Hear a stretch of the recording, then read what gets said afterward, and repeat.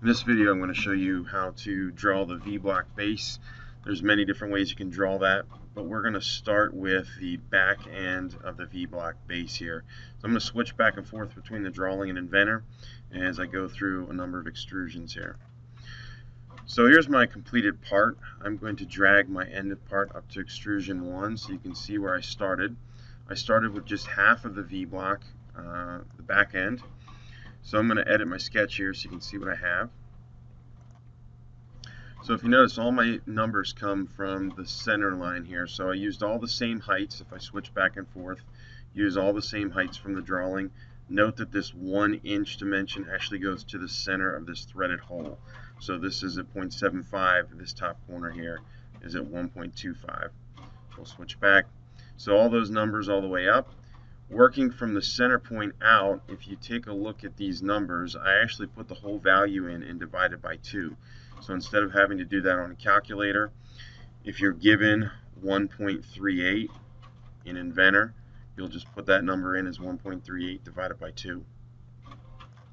So once you have this sketch finished, if you want, you can pause your screen right now and make sure everything looks correct here. I'm going to finish my sketch. I'm going to extrude that. The extrusion on this was 2 inches long. So if I look at my feature, 2 inches. The next step is to mirror the part. So you're going to mirror that over. I'm going to edit my feature here so you can take a look at that.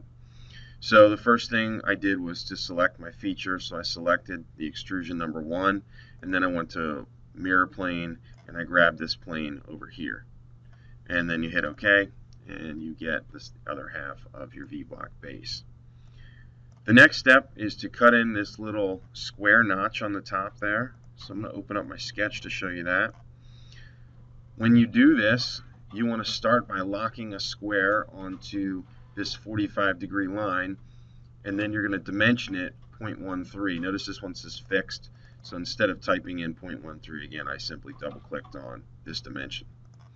And then to center it properly, you just have to dimension this corner from the bottom of the V-notch half of this distance. So again, this dimension is actually this dimension divided by 2. You can type it in, or you can use the equation as I'm showing you here. So once you finish that one, you're going to cut that. So if we look at this feature, this is using the cut option, 2 inches for distance, or you could select all. Either one would do that for you, but cutting that square all the way across. Next step, we are building this portion of the bottom of the V-block here. So let's take a look at the drawing real quick.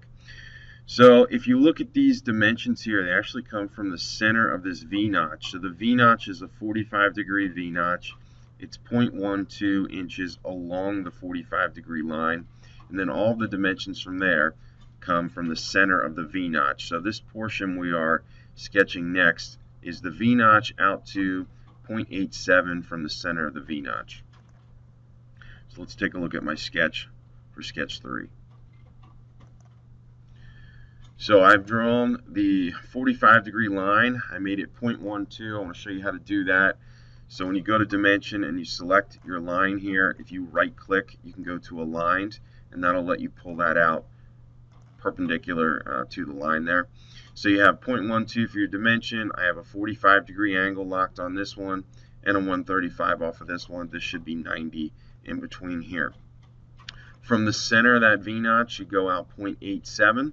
That's going to be the length of this extrusion, and then it should be the same height as the base extrusion on the back end of the V-block. So I'll finish that sketch, and we'll look at editing the feature on this one. So in this case, instead of using a distance, I chose to use 2. So I went to 2, and then I selected the other plane on the other side, and it automatically locks that on, so you don't have to know that distance, which was 1.875. But the 2 option is very nice on that one. So again, if I edit my feature, instead of distance, you select 2, and then simply touch the plane that you want to extrude to. Alright, the next bit, I did one of the notches on the end out, or the V-block notches on the end here. So we'll take a look at some dimensions. So all the dimensions come from the left side here working across, so you're going to use those same values and then you have the 1.06 and the 1.5 again coming from the center of the V-notch. So let's take a look at the sketch under extrusion number 4. So notice that they come from here. You'll have to use project geometry to project that line onto your sketch on top here. Work all of your dimensions across so that everything is the same as the sketch. This point is locked to the midpoint, and you have your 45-degree line here. Notice the 1.06 and the 1.5 again come from the center of the V notch. So I'll finish my sketch there. If you want to pause and complete that sketch, go ahead and do that now. So the next step is to mirror that over. So it's the same process as I did for the back end there, but if I go into edit my feature, I selected the feature, selected mirror plane, and grabbed this little plane in here on the center. And then we also have to cut the little square inside of here. So if we look at the picture, there is also a 0.13 by 0.13 square, the same as you have up in the top of the V-block. So let's go back to Inventor here, drag this down. This is the same exact process. So if I edit my sketch here, you'll see that I locked onto this point. I drew a square, or what I thought was a square, and then I dimensioned it 0.13 by 0.13.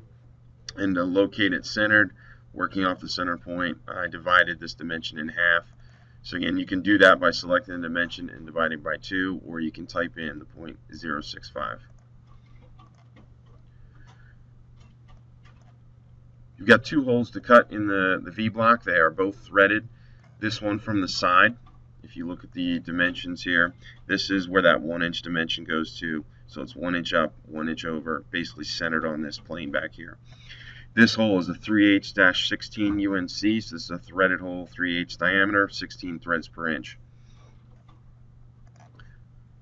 So let me edit my feature on hole number 1.